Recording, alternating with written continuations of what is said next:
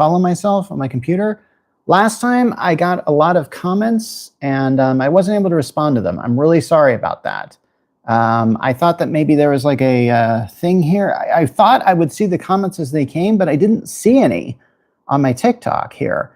I've got them on my, I saw them on my YouTube here. As I mentioned, I'm using like 2 cameras to do this, one with the mic and one without, because I had issues with using the mic on the last time. I also had issues, you might have remembered, because some people on TikTok, they wanted to join in. When they did, I think one guy just wanted me to watch him chug hot sauce or something. And yeah, that didn't really go over very well. And then I couldn't figure out how to get rid of it. So yeah, really, maybe I should just play with these things and see what happens, because I have no idea why I'm not really seeing the comments on that. So yeah, I'm kind of, yeah, that makes me kind of upset. I'm not really certain how to do like some of this stuff. I'm kind of learning as I go. So bear with me on this. I appreciate you guys tuning in when you did, and thank you very much. Okay, so today's topic, I was going to talk about crazy crossovers. On Monday, we did Muppets and Avengers. It was actually sort of more of a mixture than it was sort of a crossover, and you get the idea. And then yesterday, I talked about Fantastic Four with The Incredibles, maybe even versus The Incredibles. But I didn't really have much ideas on that. I have to be very honest on that. So I kind of really didn't do much on that. Today, I'm going to talk about, let's see, Men in Black and the Ghostbusters. Sorry, I got something in my throat here. Thank you for joining Gregory on TikTok. So basically, one thing I like about this thing is Men in Black and Ghostbusters, I believe they're both under the umbrella of Columbia. So I believe that this could actually be something that could happen. And I'm going to say this right from the get-go. I think it may have been something that might have been planned at some point in time. I have 2 pieces of evidence for that, and I'll go ahead and give it to you now.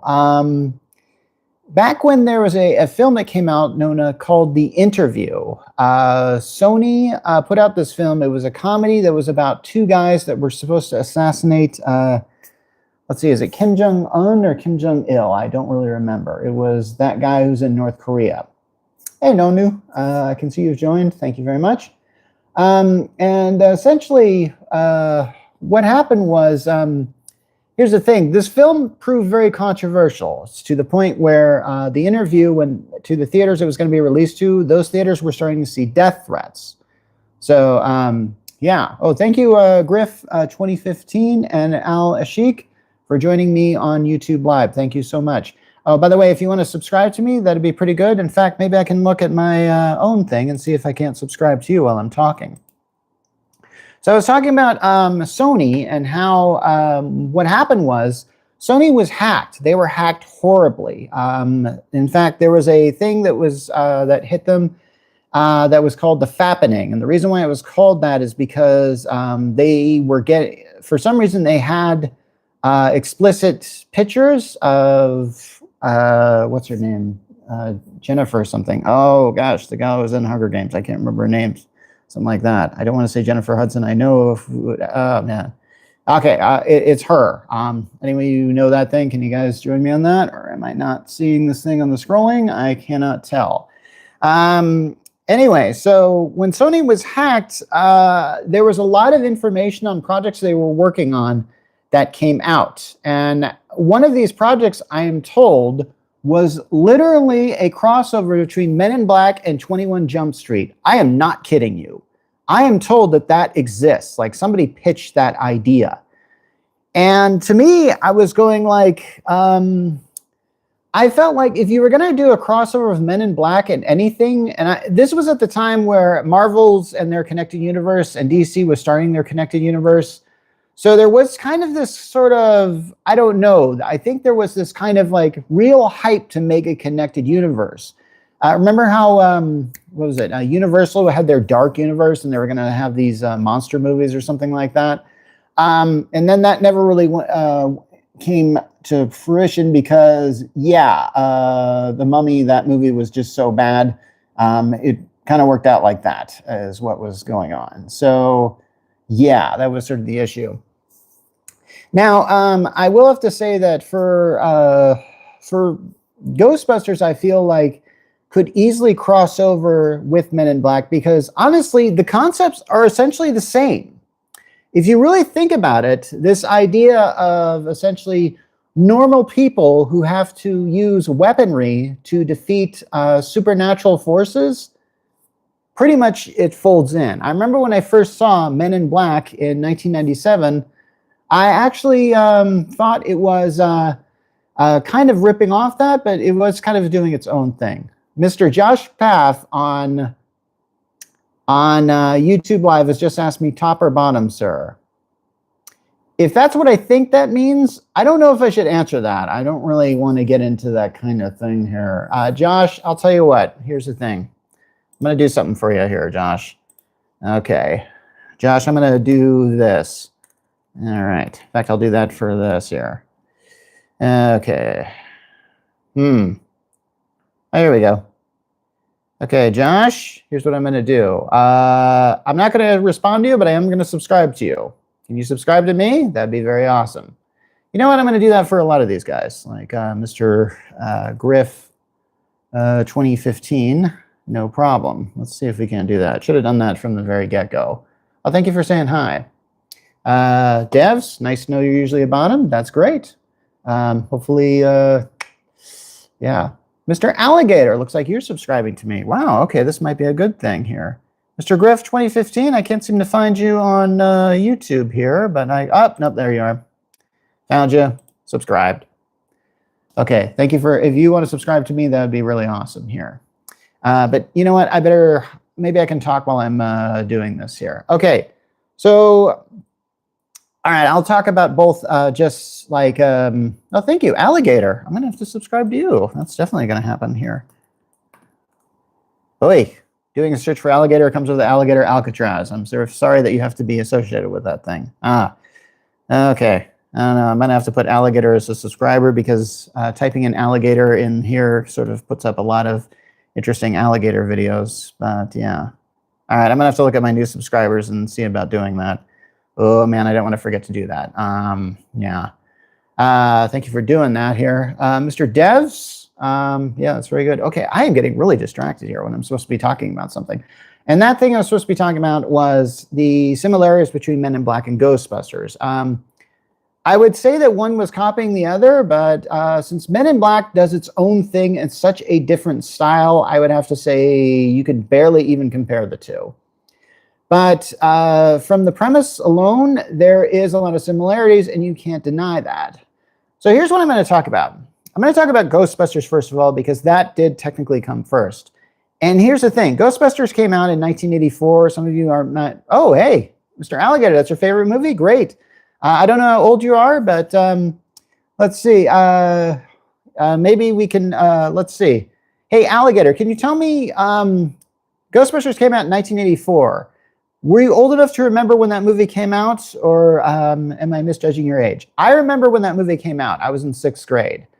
And that movie swept pretty much everything. It was what people were talking about this summer. And that was a summer with Gremlins, Indiana Jones and the Temple of Doom. I can't really remember what other things were there, but trust me, there was 1984 was quite the summer. I can tell you that much. So, yeah. Anyway, so with here's a funny thing you might not know about Ghostbusters. Ghostbusters was used before. Yeah. If you look, okay, you couldn't see Ghostbusters in 84. Okay, so you know about this. Back in the early 70s, there was a Saturday morning show. You know, I know that Saturday mornings were devoted to cartoons back in the 70s and 80s and 90s and all that, and they've kind of died out since then. But essentially, there was a live action show that I think it was on CBS. I'm not really certain. It was called The Ghostbusters. And essentially, it was about a trio of Ghostbusters, essentially. I've never watched an episode of this show. I think I've tried to find episodes of this show, and I can't really find it. I don't really know if it's ever been put on DVD.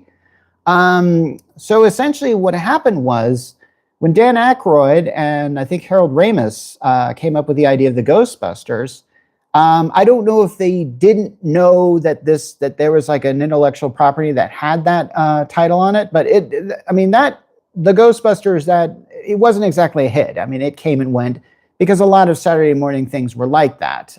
Saturday morning was one of those times on television where I swear the shows were not very well done as far as like the writing and stuff like that. You really got the feeling like the people that were starting out the networks were just, they didn't care. The network didn't care. Like the people that were starting out. So oftentimes you'd see Saturday morning cartoons preempted by sports and stuff like that. And this was a burden for me as a child. I really hated it. Corey on TikTok, thank you for joining. So basically the Ghostbusters was one of those live action shows they did in the early 70s, kind of in the vein of Croft, maybe if you are familiar with that. And it had a gorilla as one of its characters. Yeah. So here's the thing. When it came time to make the movie The Ghostbusters, they thought maybe we could change the name. Maybe we call them Ghost Smashers, Ghost something. But we definitely want ghosts in the title because that's what they do. They bust ghosts. Well, they can smash ghosts. They can whatever. And so there were scenes in the film of Ghostbusters where everyone was cheering it. Ghostbusters, Ghostbusters, Ghostbusters. And they figured like the best thing that it sounded right for them to cheer was Ghostbusters. That was hip. That was cool. And honestly, the marketing of Ghostbusters, I think, was the thing that really just made it work. Remember that symbol with the ghost and the little thing? That is just great marketing, honestly. And that was just really great. So anyway, so when it came time to 84, they put out Ghostbusters, and it was a mega hit. I don't really think people knew what to expect from it. It was a great concept that, honestly, I just kind of feel like it's just something that feels like, and nowadays you see something like this all the time, but back then it was pretty original. And I will have to say, Dan Aykroyd, the guy that invented Ghostbusters, or he probably did it with Harold Ramis, Dan Aykroyd is a master, okay? He's not just, I know that most people know Dan Aykroyd as a comic actor, one of the original Saturday Night Live alum, but he wrote The Blues Brothers and Ghostbusters. These are films that are almost genres in and of themselves, and it is beautiful to see it. So yeah, that's really cool. So anyway, so I have to say that seeing Ghostbusters as a kid, I didn't really like it, I have to admit, but the more I saw it, the more I just loved it. And then sometime in between the first and second film, they decided to make an animated series, a Saturday morning cartoon that appeared on ABC, and I remember taping it because I had a VCR, of course. And it would show up every once in a while, and because back then with Saturday morning cartoons, they didn't care. They dropped them whenever they wanted to drop them, and oftentimes, there were so many times I tried to tape something when the television thing said it was going to be on this time, and then it would just tape whatever crap was ever on there, and they did not care. Saturday morning cartoons were preempted by sports and jive like that, and that really pissed me off as a kid, okay? So yeah, I'm sorry to dig up that memory there. Anyway, so they made this cartoon with the Ghostbusters, and it had, of course, Venkman, Stantz, Spangler, and Zedmore, the four original, and Bill Murray, Dan Aykroyd, Harold Ramis, and Ernie Hudson. And here's the funny thing about this cartoon was that Ernie Hudson, the Black Ghostbuster, and I'm not really going to talk about, that's almost like kind of a thing in and of its own that I could do a show on. I think he actually auditioned for the role as the animated voice of Zedmore. And then this young actor named Arsenio Hall auditioned, and he got the part.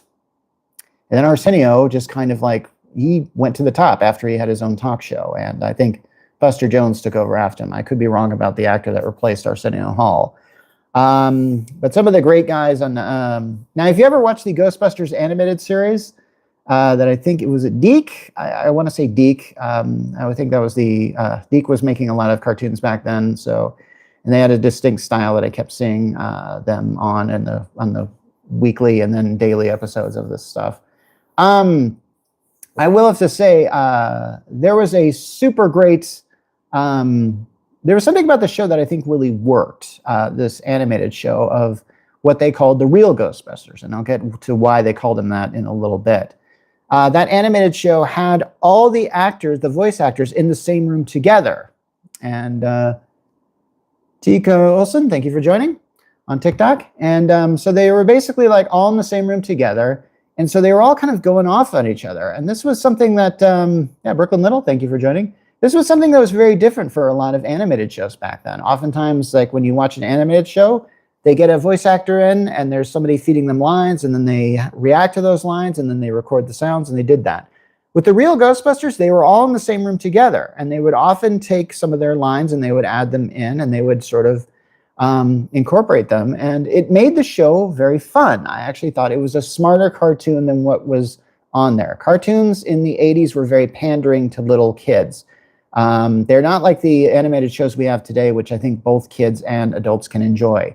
But back then, Real Ghostbusters was also, I wouldn't say it was scary, but it was definitely trying to do new things, something that I really liked. There were episodes in which sometimes they would just fight the ghost, and that would be that. And then, but sometimes they would have to reason with the ghost. There was reasons why the ghost was there. It was a lot different than, say, the actual movie was.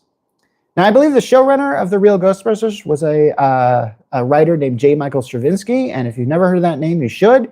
He went on to be a very successful comic book writer for Spider-Man and Superman, and he also created a show called Babylon 5, which I could easily do a show on. If you ever want to see a show about Babylon 5, I don't think that's a Sony property. I think that's more of a Warner Brothers thing. Anyway, I don't want to get too much out of this. So here's where I'm going to talk about the animated Ghostbusters history. Because at the time, thank you for joining, Tori. There was a time when Ghostbusters started to appear as a daily cartoon.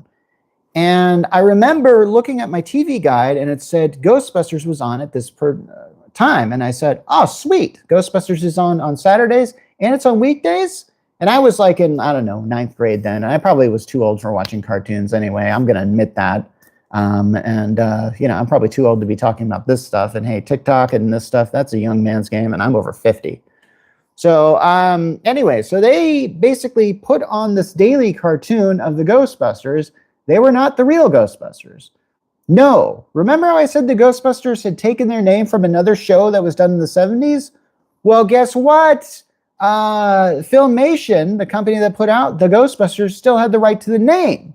So they created their own animated show called Ghostbusters. And here's the thing. It wasn't good.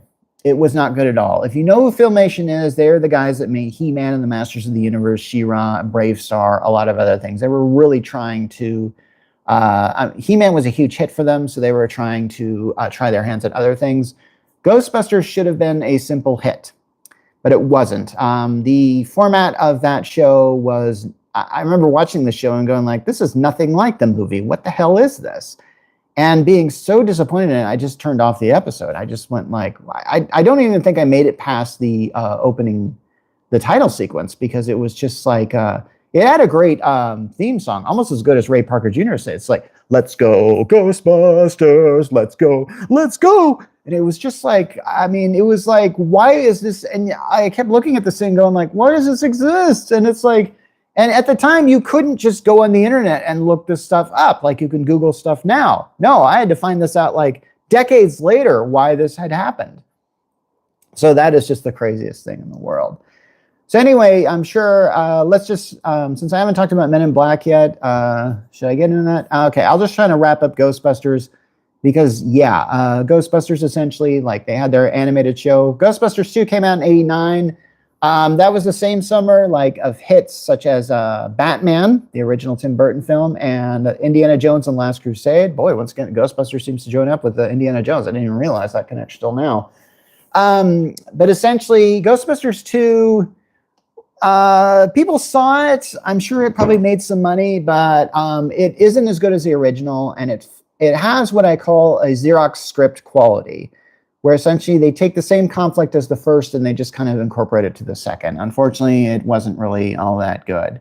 So yeah, I have to say, like, man, I'm really, I kind of wish it would have been better, but hey, I mean, yeah. And here's the funny thing about Ghostbusters 2. I remember being in the theater, and I have proof of this, that I believe Ghostbusters 2 was supposed to take place in the year 1999 at the, like, with that new year going on, and that mankind was going to pay for its sins or something like that. I remember this being there. Now, I think the script somehow changed, and by the time they got to the final product, and it took place in the new year at some point in time, which is strange because it was released during the summertime of '89.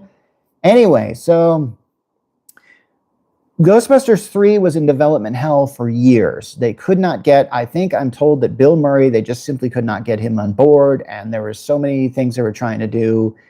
And they did make a video game, which you can play, I think, on pretty much any major platform now. And that was essentially an unofficial third sequel to the thing. And you can even watch I think you can go on YouTube, you can watch the footage of that in case you are just really missing having the four all together again. And that was pretty much the last time that they were all together. Real shame.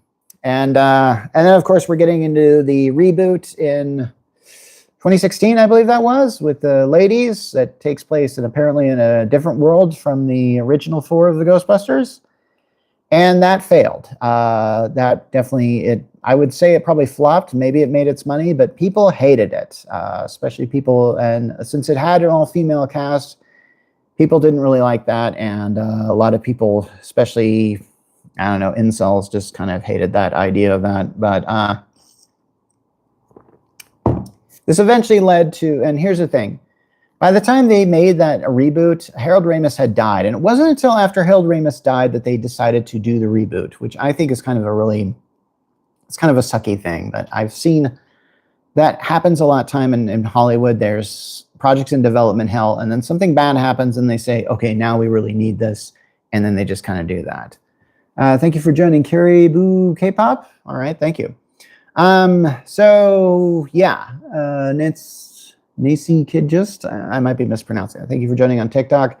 Alligator, I don't know if you're still there on YouTube Live, but if you are, go ahead and leave a message.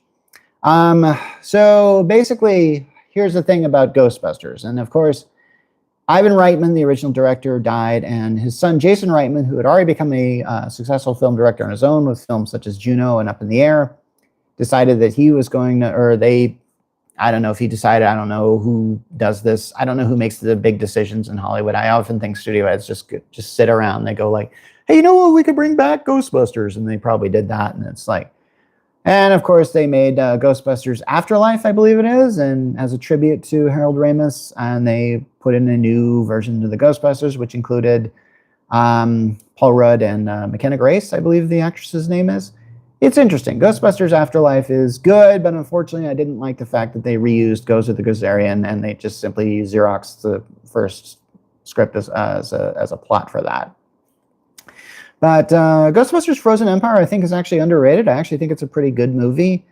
It does have some of the weaknesses that a lot of the Ghostbusters movies have, and I'll get into that when I talk about Men in Black, because as I said, this is very similar. All right, let's talk about Men in Black. If you want to add a little comment in there, feel free. Hopefully I can read it. I still can't figure out how to do this kind of thing on TikTok. This is something that maybe my wife and I are going to have to learn how to do, because honestly, my wife is better at stuff like this. Okay, so here's the deal. Men in Black is based on a comic book. Yes, it is. I'm told it's based on a comic from Marvel / Malibu. I don't really know what Malibu is. I'm assuming it's some sort of offshoot of Marvel. From what I'm told of the original Men in Black comic, it was dealing with not only aliens, but sorcerous things, and I have no idea if it took place within the Marvel Universe. It might have been something that was tried, and maybe it just didn't work, but maybe some studio head saw it and went like, you know what, we could do something with this. I don't really think there's characters like J and K, that is Will Smith, and Tommy Lee Jones in this. And yeah, and it was, of course, a runaway hit from 1997, following the huge hit that Will Smith had the prior summer with not Men in Black, Independence Day. So he must have been filming these films perhaps at the same time. I don't really know anything about that. It just felt like it was a Sam McCool. Very good to have you here on the TikTok thing. I will have to say that I think Men in Black was just a hit because it really is all about attitude and coolness and these guys in the suits. And there's something about this idea of essentially them going and stopping these aliens that are just sort of, what I liked about Men in Black is it creates a world that is very believable. Like you see, if you've ever been wandering around and you see something weird, you generally tend to ignore it. There was a time, I think, I'm going to explain this. I don't think I've ever told anybody this before, but there was a time in, I think, junior high, I was on the bus ride home, and I saw somebody just sitting on a bench near the sidewalk, and a car passed by, and I swear that person just had disappeared when the car went by. And I went, what? And I went like, did I just see something I wasn't supposed to see? And I kind of felt like, now there's several explanations for that. Chances are I probably just, maybe I thought I had seen something there. Because, I mean, there's been times I've seen something and I've just kind of looked at it and I thought, is that and then I look again, and it's like, no, that's not that. And it's like, you know, that's just human nature to do something like that. I don't know. I think there's always things around us that can't be explained. And films like Men in Black and Ghostbusters tend to capitalize on this idea that what if it was actually real, and what if you could actually stand up against it? I mean, they really make the unreal thing rather threatening. But in Men in Black, oftentimes the aliens themselves are not really trying to be threatening. That's actually kind of the interesting thing. They're really just trying to stay on Earth and just kind of hang around because it's an apolitical zone, sort of like Casablanca, but without any Nazis or whatever. So, hey, Rosa Ramirez, I'm going to say hi to you. And you, Brenda Johnson. Oh, very good. Okay, so in Men in Black was just a great concept overall. There was a lot you could do with it. So the thing is, they made a sequel, and it was like 5 years later, and the sequel absolutely sucked. And I think the reason why it sucks so bad is, first of all, they brought back, I think they thought like they could make it work by bringing back Tommy Lee Jones' character, Kay. That was a bad idea. Hey, Riddick, gonna say hi to you. And that, you don't really need Tommy Lee Jones to make Men in Black work. Honestly, you could probably have Will Smith in it very solo, and it could probably work. And not only that, Will Smith in the first film had already teamed up with a new partner who I believe is named Elle, the lady from the morgue. But I guess they couldn't get her or something like that. Or did they even try? I want to know if they actually tried that, because she was a more interesting character than Tommy Lee Jones' character ever was. And if they were going to do that sort of transition thing that they seemed to be promising they were doing, that was that. So I got the feeling that when it came time to make a sequel, this is something I'm going to talk about as far as like what the Venn diagram of Ghostbusters and Men in Black, what they have in common. And that is, their villains are simply just not that interesting. They really aren't. The villains are simply just forces of evil, and they often don't have much of a personality. Now, the exception of this, I think, is in Men in Black, which is done really well with Edgar, the roach guy. I mean, you could tell that he was just simply a hired hand, just meant to just retrieve something like that. But he had this just sort of terrible attitude about the human race and everything in general that just made this character just fun to watch. As opposed to, say, Gozer the Gozerian, who was just this cute babe or something like that when they saw her. And the Marshmallow Man only appears for like maybe a few minutes of screen time. And we don't really get to know Mr. Stay Puft when he finally does appear.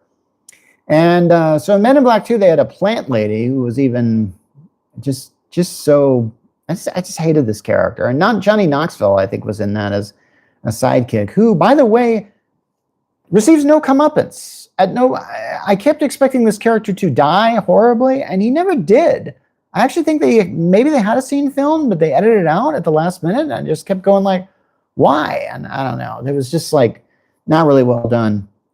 Men in Black 3 was, of course, an attempt at, which was a step up, but there was not a high bar when it came to Men in Black 2. And it also used time travel, which is a plot that's been done to death, and putting it in Men in Black doesn't really help much, because it's been done in like pretty much any sci-fi franchise you can name. They add a time travel element, and they usually have to do this thing where essentially like, oh, them going back in time actually changed it, so it sort of was always this way. Like, now we know why Will Smith's character doesn't have a father, or something like that. They usually pull something like that in these time travel movies now these days.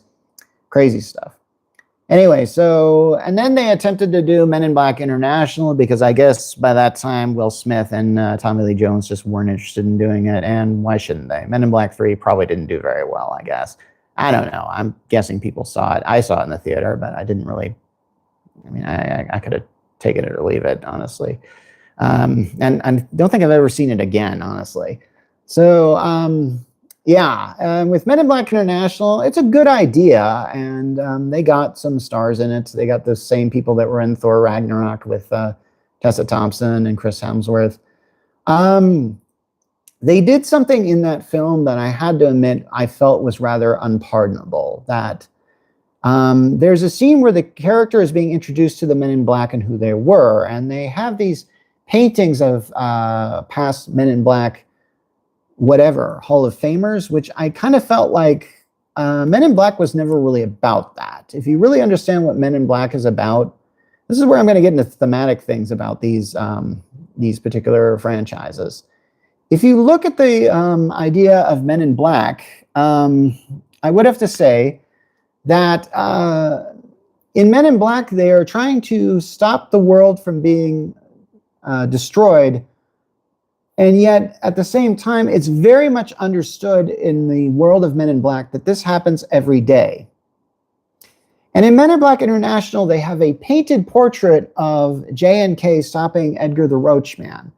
And I went, wouldn't they have like thousands of those portraits? Because it's very much implied in the first Men in Black film that Tommy Lee Jones says, there's always something like this, but we keep it a secret. And I'm kind of going like, that's really, and I kind of went like, so that wouldn't really make sense for them to really praise this. It was just put there for nostalgia's sake, and a lot of these things, a lot of these projects we're seeing are based on nostalgia, and I get why they did that. It was just a dumb move. I just felt like kind of betrayed the notion of Men in Black. By the way, Christopher Thompson on TikTok, thank you for giving me all the hearts. Anyway, so now Men in Black, I forgot to mention, had its own animated series. I actually tried to get into it. It had actually a few seasons, and it was a lot like Ghostbusters in the sense that it took the story a little further. It took the characters a little further. I'm actually told that in some cases it did some things a lot cooler, and it really expanded the world. I was never able to forgive the first episode I saw of the Men in Black animated series because they used the word Arquillian to describe an alien race, and in the movie they pronounced it Arquillian. And I kept like going like, how did these guys miss the memo on that? And it was just such a poor form. I actually didn't really like it. And I kind of went like, I think at the end of the thing, at the end of the first episode, Will Smith ends up shrunk and he can't get it. He goes like, okay, man, unshrink me, man. It was really dumb. And I just went like, oh gosh. It's like, it felt like cartoons did at that time. But, Men in Black, I mean, the animated series, I mean, that's late 90s. Your cartoons had to have grown up by that time. Or maybe it was like early 2000s where it really got that vibe, I guess. Oh, sorry. Anyway, so yeah. You know what? I suddenly realized that I forgot. I haven't discussed how I would do a Men in Black and Ghostbusters crossover. I think I'm going to get into that. Now that so if you're tuned in now, you just got in at the right time. So good job. Thank you, Christopher Thompson, for liking all this so much.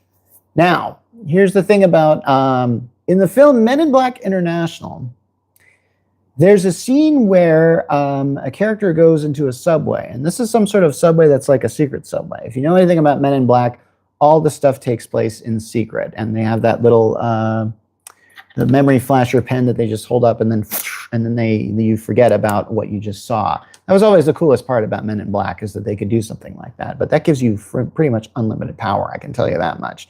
If you had one of those things, you could do anything, seriously. And they have one in the Statue of Liberty, so you could forget. They could make them forget like 9/11. Okay, I shouldn't have said that. That was really stupid. But Men in Black 2 came out after 9/11. Features a scene with a lot of fireworks that I kind of went like, yeah, that feels like we're trying to sort of respond to the patriotism and stuff like that. Had this huge upsurge after 9/11 that unfortunately Men in Black 2 is kind of in that thing, along with Spider-Man. Anyway, I'm not going to get into more stuff like that, but I'm going to say this. So yeah, in Men in Black International, in the scene where there's a subway, there's these shoes that are walking. Shoes don't seem to have any a person in them. They're just kind of walking. It's like there was like an invisible man, and then these shoes just come in the subway. And I went like, what is that supposed to be? Is that supposed to be like an invisible alien? And it's like, if so, could they, why are all its other clothes invisible? I mean, why does it just have shoes? One thing I've always liked about Ghostbusters and Men in Black is because they always have these things in the background that you can look at and you can wonder like, wow, what the heck is that? I almost want to, Star Wars did this. Star Wars was very good about putting aliens in the background. And nowadays, Star Wars has pretty much books about like an alien that appeared in a corner shot or something like that. They do this a lot. I think there's an alien that shows up at Phantom Menace watching the pod race, and that alien has a character and it has a name, and it's like a bounty hunter or something like that. And it's incorporated in the universe, and it's been developed into a thing of its own. I got the feeling like the stuff that you see in Men in Black and Ghostbusters, just the side things you could easily just kind of make into their own thing. And I think maybe that's kind of what they were going for. So when I saw this shoe alien, I thought like that looked more like a ghost than an actual alien. So here's the thing. I mentioned the other day that I kind of said that I feel like when they do these crossovers for things that are very different, they can go about them in two different directions. Number one, like say, for example, Marvel and DC did a crossover with Justice League and Avengers many years ago. And for that, these characters actually had to transport themselves into different worlds in order to meet up. However, decades ago, the X-Men and the Teen Titans actually teamed up.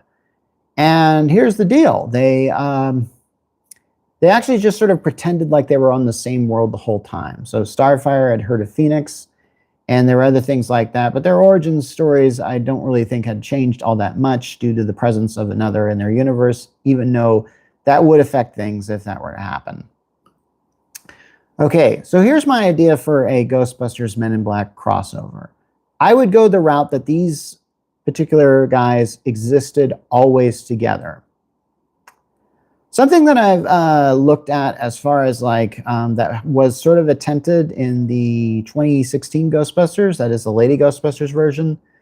I think what they were attempting was that after they had succeeded in their first big mission, the mayor was trying to make it all hush-hush. He was trying to make it almost X-Files and like try and pretend the whole thing had never happened. And to me, I don't know how you could cover that up, because there were a lot of city streets that were pretty much teeming with ghosts and jive like that.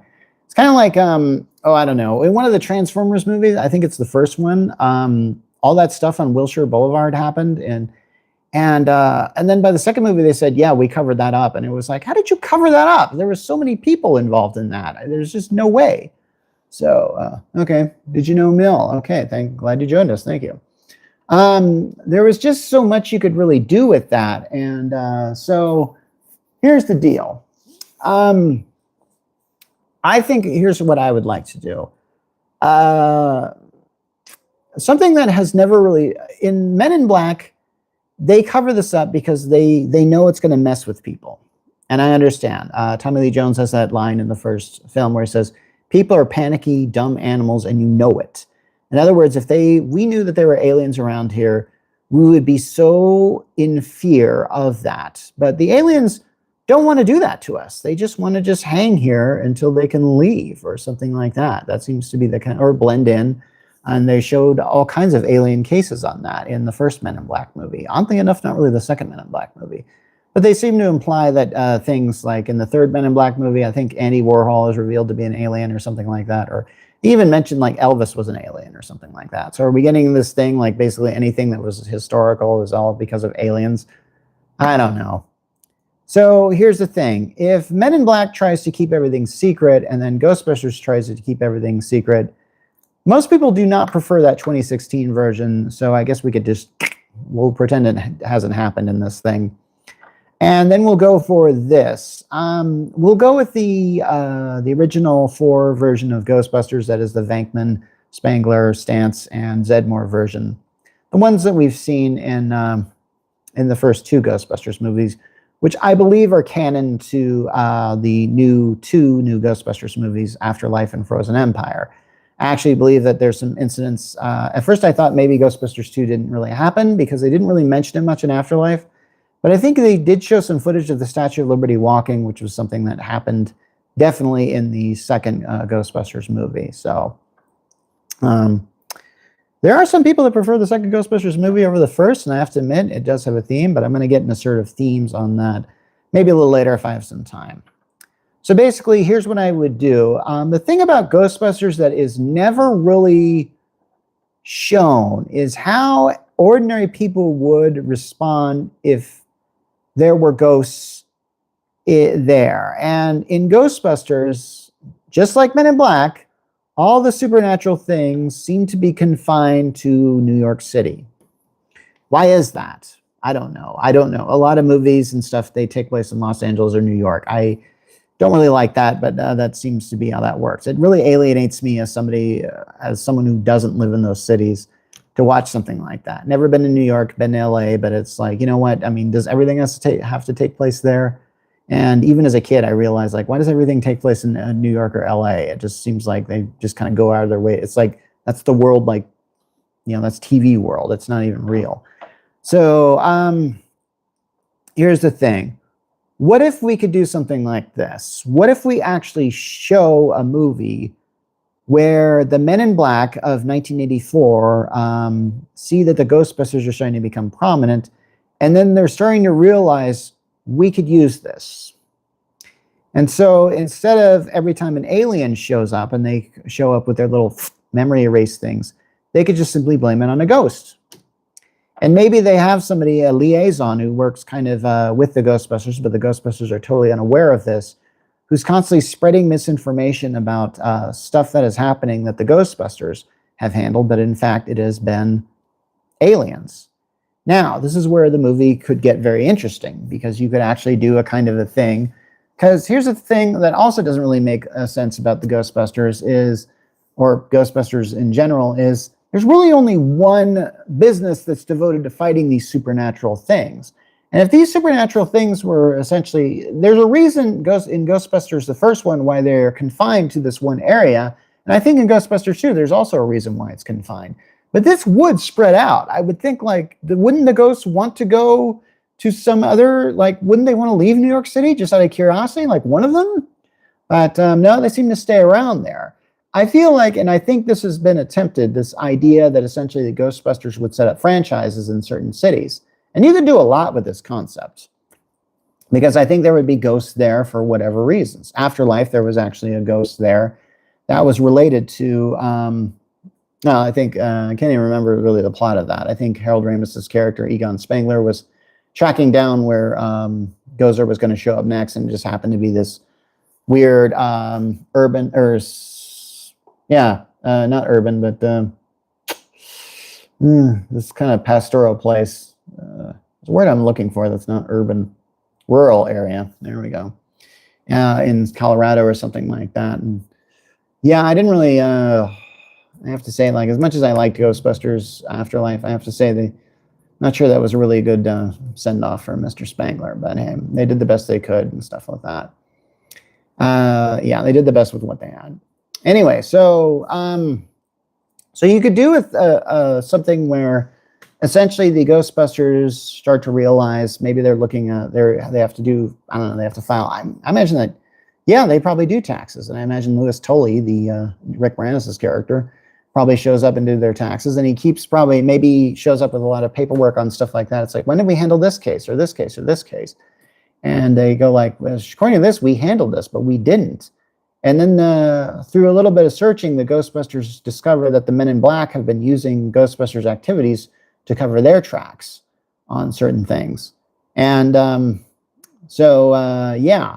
And I definitely want to introduce the whole idea of maybe, this is something that we could actually do, as I feel like movies are going to start doing this. We're sort of like using our technology to de-age characters. How long is it before we just have a film where we just have, like sims of like famous actors, even those that have died, and we're just putting them in things. So like, every actor who's ever been is just simply an action figure, and we just have the complete collection, and we just put them in a thing and then make them play. You could do that with Ghostbusters and Men in Black, because, yeah, I mean, most of the Ghostbusters actors, the original, are too old, and this idea that I would have would probably take place shortly after the first Men in Black film, which would be 1997, and those actors don't look like that anymore. They were pretty old even back in 1997. So, yeah, so maybe they get together, they found out something, and then this leads to them tackling a case with alien ghosts. Oh yeah, we're going there. Because if the aliens are there, maybe they have ghosts over them. Something that isn't really explained in Ghostbusters is really how the concept of ghosts work. I think this was dealt with better on the animated series. Not the Filmation one, but the real Ghostbusters. And that's why it's called the real Ghostbusters, because that featured the ones from the actual movie. This idea that essentially the ghosts are hanging back and because they have not completed something in their life and they're still trying to do something there.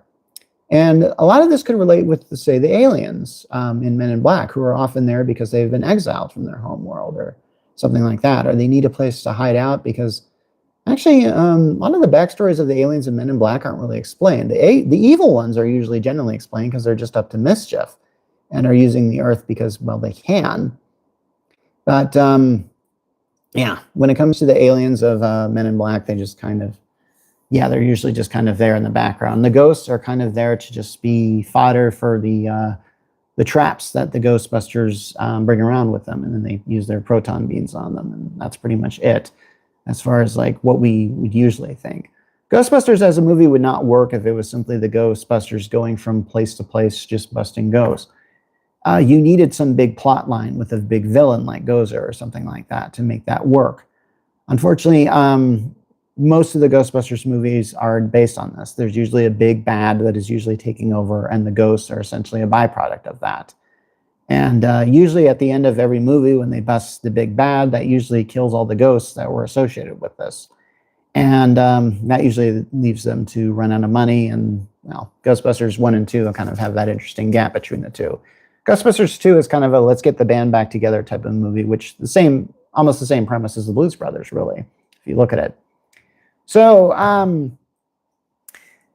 yeah, that would be kind of the thing that I would do, is that's why the Ghostbusters and aliens would team up or Ghostbusters and Men in Black would team up because of alien ghosts. And they would use their sciences together to see about busting them. That is my premise. That is basically how I go with. So Ghostbusters, Men in Black 2, Men in Black 4, 5. I've actually lost count of how many of these they've done. Alien Ghosts. In fact, maybe they could just call it that. Alien Ghostbusters or Ghost Alien Busters. Or I don't know. I'm trying to think of something they could do for that. They could come up with a lot of things. In fact, would it be really great if they could have both generations meet together? This would be a great graphic novel because you could actually use some of this stuff here. And I'm told that in the Ghostbusters comic, the Ghostbusters have teamed up with like the ones from the real Ghostbusters. They've teamed up with the female Ghostbusters. They've even teamed up with the Filmation's Ghostbusters. If Men in Black has a comic, and I'm pretty sure it probably does, one that's based on the movie, maybe it does. Like I said, Men in Black was originally a comic.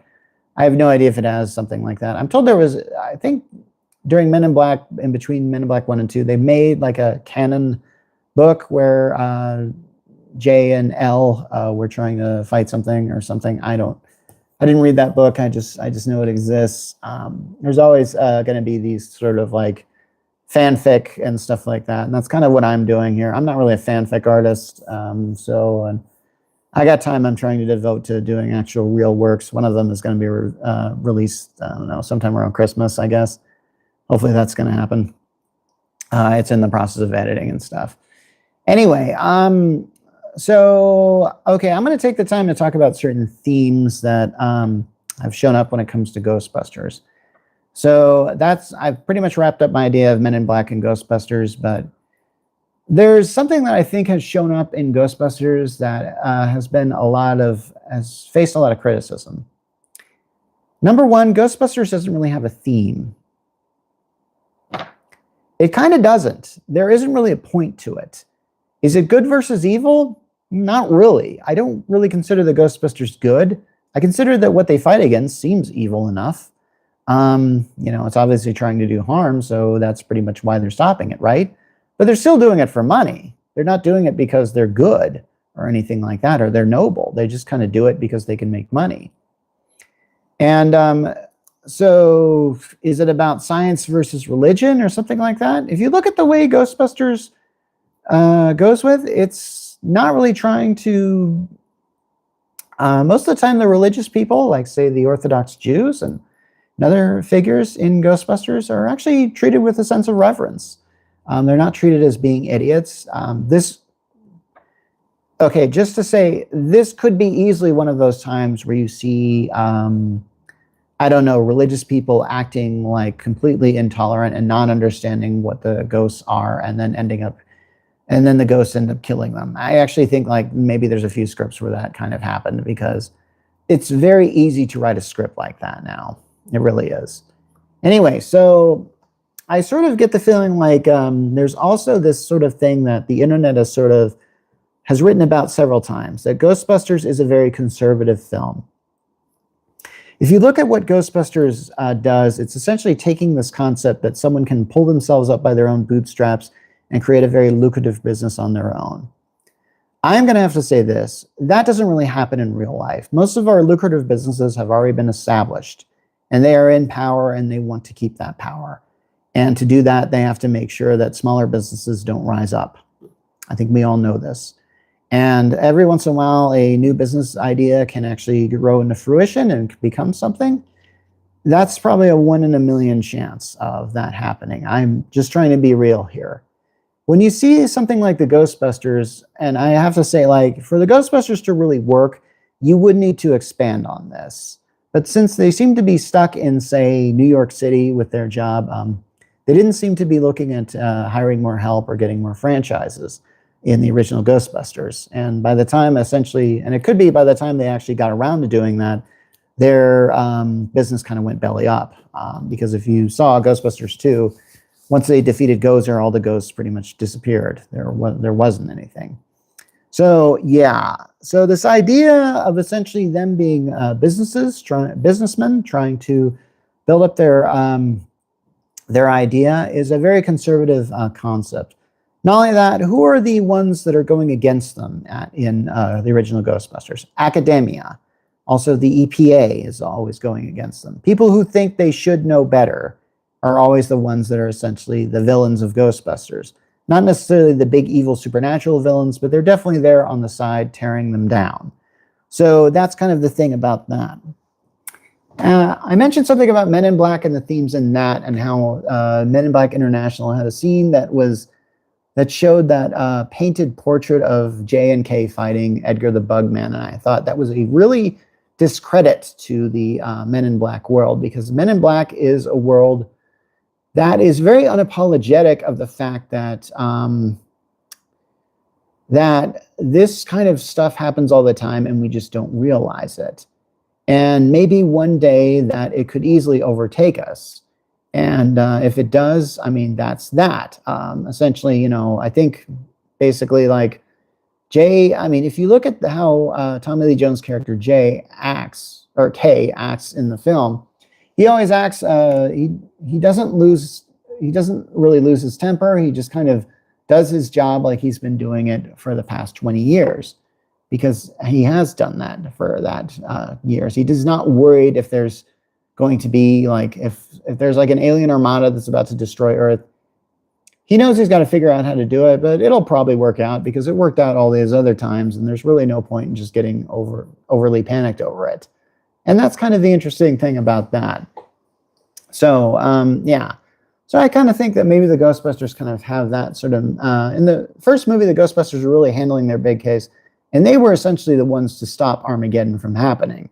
And they were notably nervous about it. And but I think after a while, they probably would just kind of get used to this. And, and it was pretty rare that you even saw them scared of ghosts in the second one or anything like that, because they ain't afraid no ghost, as essentially their kind of thing. And you kind of have to. I mean, it's like, I don't know, like if you work in construction, after a while, you don't care about the heights you're at, and you just doesn't bother you anymore, really. That's just how that works. So, yeah.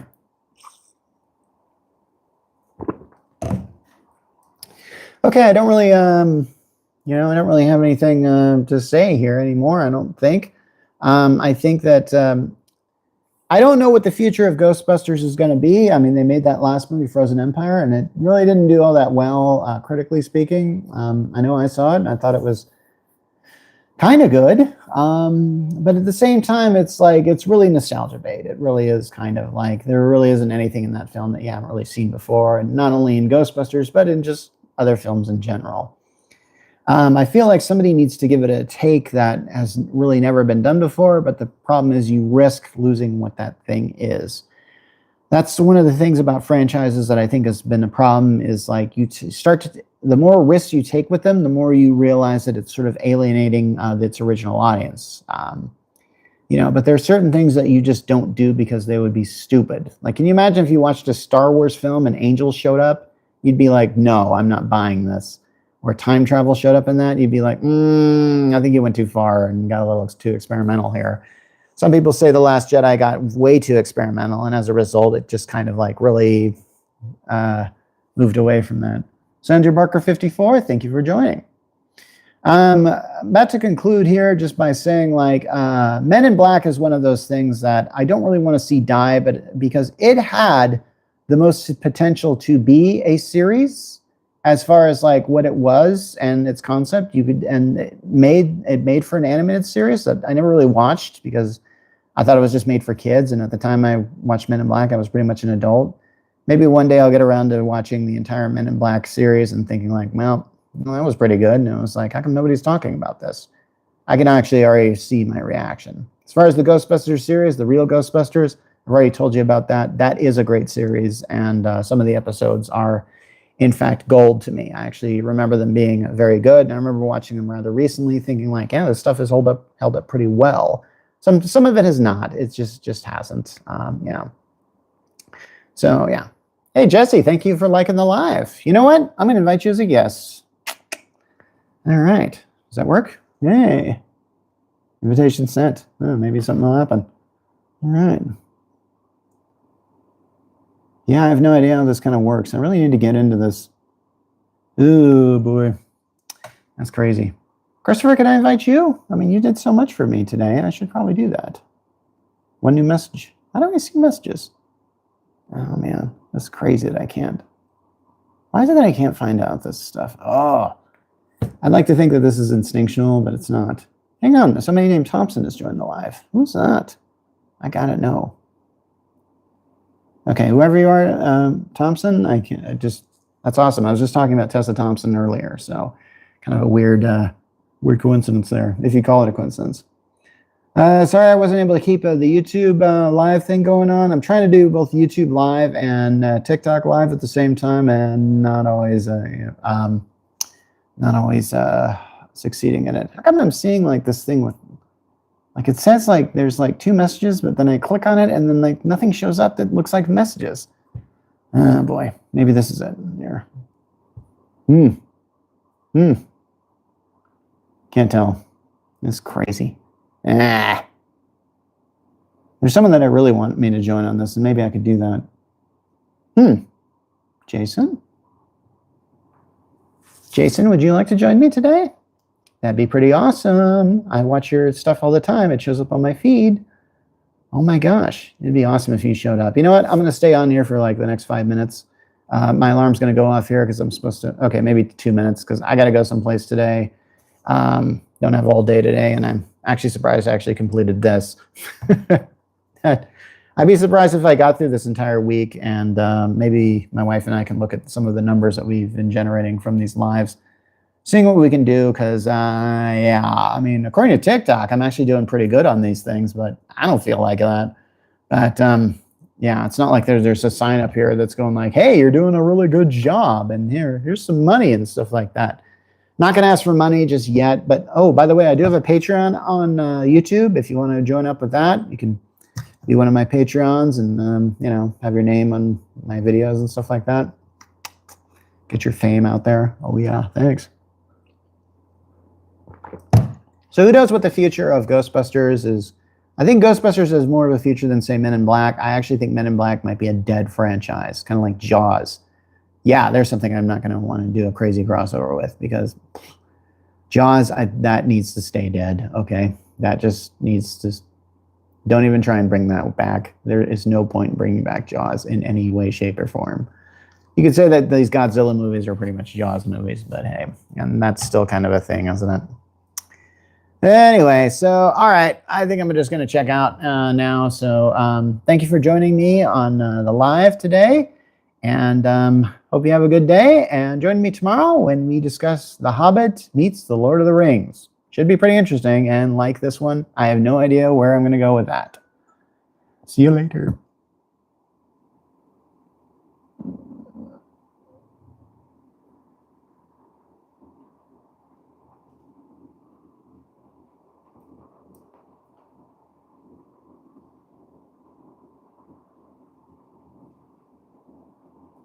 I guess I can't see my comments.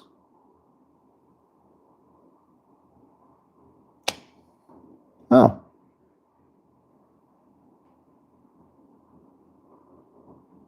How come I couldn't see this earlier? All right.